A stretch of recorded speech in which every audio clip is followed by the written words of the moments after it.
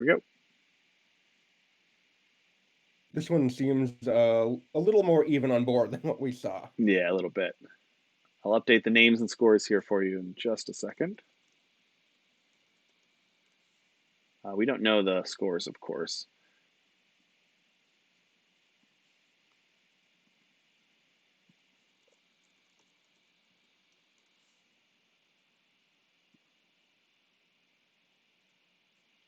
All right, so Stormguard looks like we've got in Anois Roa, a 5/5 overwhelm for 5. You and your other units are vulnerable to spell damage. Looks like we've got a merchant and another merchant in hand, and then we've got a Svetya Lightbringer potentially coming down next turn. But on Narttram's side, we've got 2 Mandrakes, and it looks like we've still got active regen on there. It's a little hard to tell on that animation, but Yeah, and that's stopping that Anaris row. Well, I guess it wouldn't be attacking yet, but even if the board gets a little bigger, that's regen is great on blockers. yeah, it really is. And here comes that Svetya as predicted.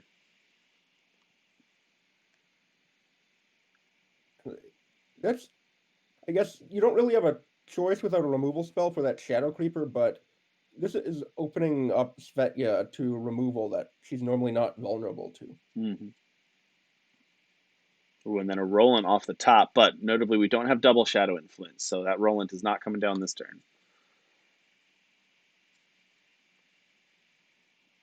Yeah, the influence got a lot worse for these TGS decks without petition.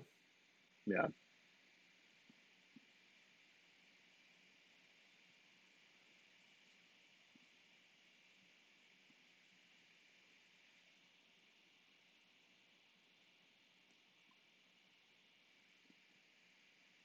And I wonder if we're going to see.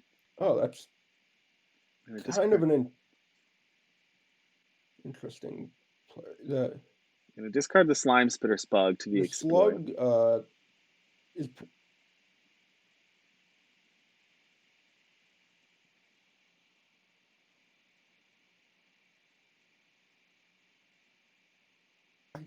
I think it might have been wise to keep that Roland.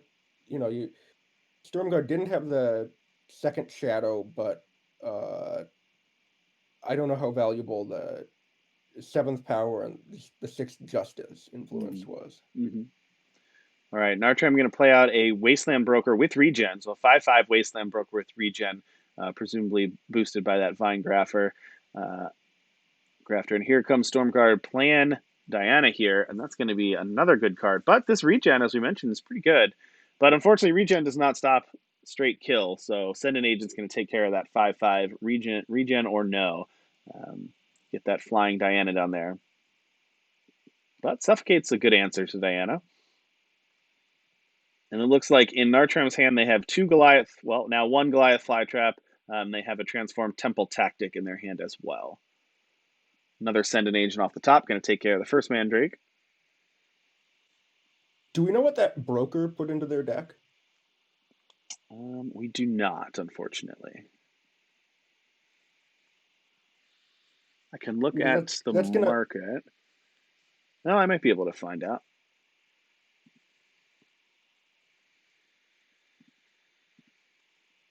Going to be important when this game goes a bit longer.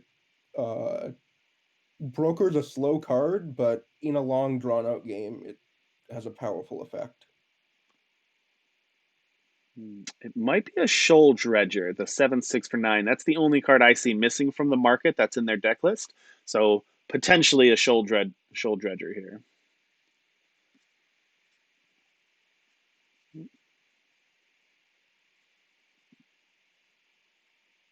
Oh, let me just see one deployed there. So Temple Tactic in hand for Narttram, Merchant, and a Power in hand for Stormguard.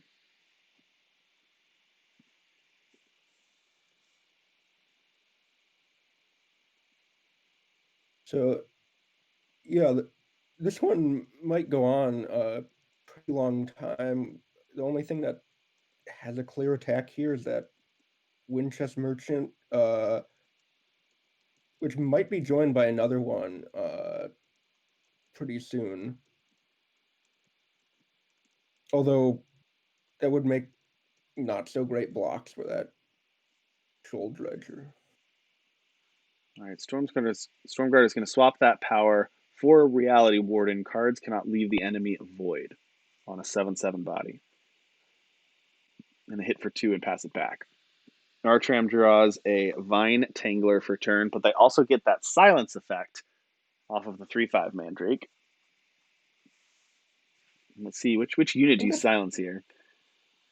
I think a Merchant. Svetya is scary, but I'd rather be alive and have my opponent have a Svetya than be dying to a Merchant. Absolutely. All right, going to attack with the 7/6 here.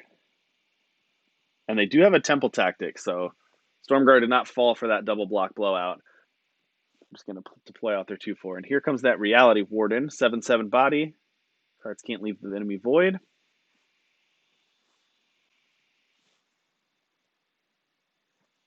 An Invasive Creeper off the top for Narttram. That solves that flyer problem. Mm-hmm.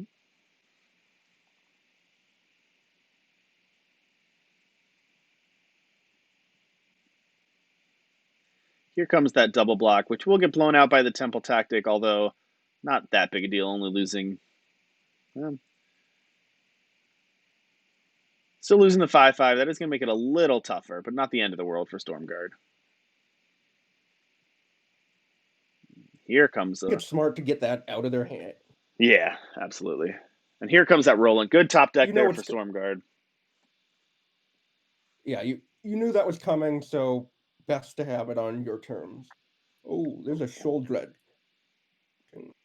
Or not Dredge. Yeah, that is true, but because of the Reality Warden, nothing can leave the void, correct? Yeah, that was a, as they would call it on the ECQ broadcast, a heads-up play from Stormguard getting Reality Warden. Very heads-up play by Stormguard. Nice play there. It's going to trigger Svetya again. Now they've got that roll, and they don't really have great attack still. So they're just going to sit back on defense for a while. But you know what? Having a Svetya in play and sitting back is a good position to be in. Ooh. All right. Oh, there we go. I missed that one. Vine Tangler, ultimate, pay 7 to give your Mandrakes +1 and Killer, combined with when you play an ultimate ability, Mandrakes are +1 and Lifesteal. So all of Narttram's Mandrakes just got +2 attack and Killer and Lifesteal. That's going to be a big swing there. Yeah, that Roland just gets eaten. Doesn't make any Valkyries, just gets eaten, and then they can actually pair up. Yeah, they can actually pair up some of these, especially with the regen on those two. Those two Mandrakes will kill and then stay alive. Or those two units will kill and stay alive. They just wipe Stormguard's board. Yeah, this is the Mandrake deck in action. This is the kind of crazy things it can do. Wow, that was really impressive. Vine Tangler, that was a huge ability there on Vine Tangler, plus the regen. Regen plus Killer, pretty good.